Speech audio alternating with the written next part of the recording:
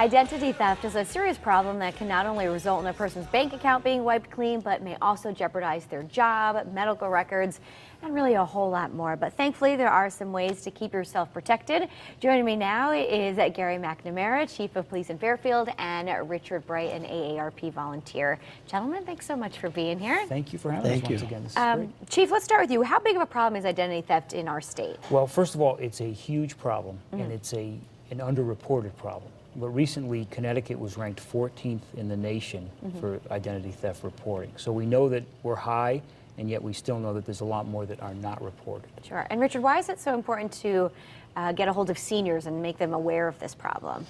Well, every 2.3 seconds in America, someone's identity is stolen. Wow, that's a startling statistic, right? It is. And last year they reported that it was about $18 billion were taken in scams and frauds.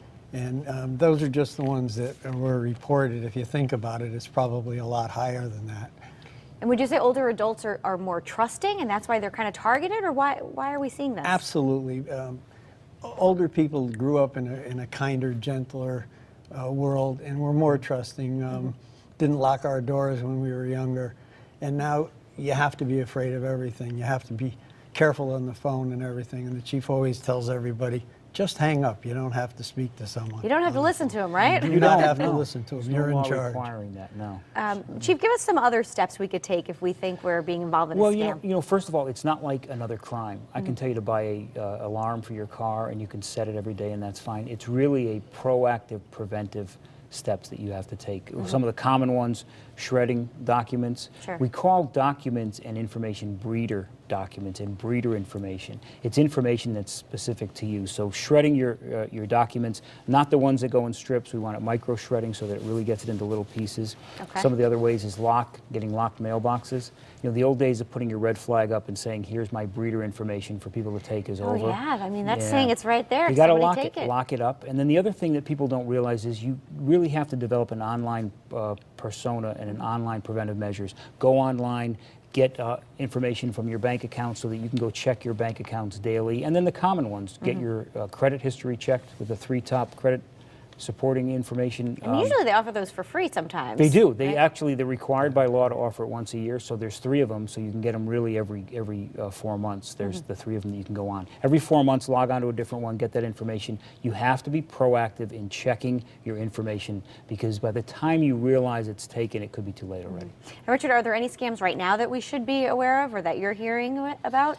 Well, the one that's out most now is the IRS scam, where people are actually having their tax returns, right? Already filed, and you go ahead to tax returns filed and everything. And you know, people calling you up and telling you they're from the IRS, and you have to pay a fine or a penalty, or you'll be arrested.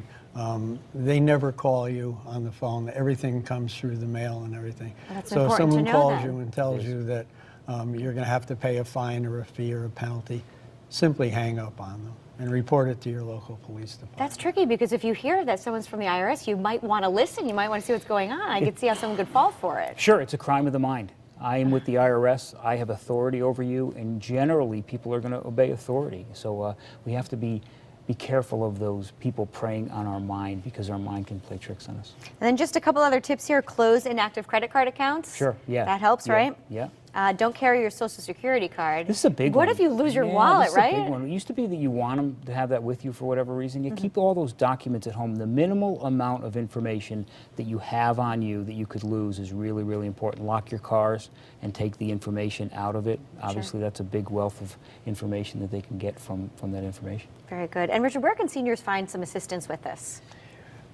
AARP has a website. It's aarp.org/fraudwatch.com, fraudwatchnetwork.com.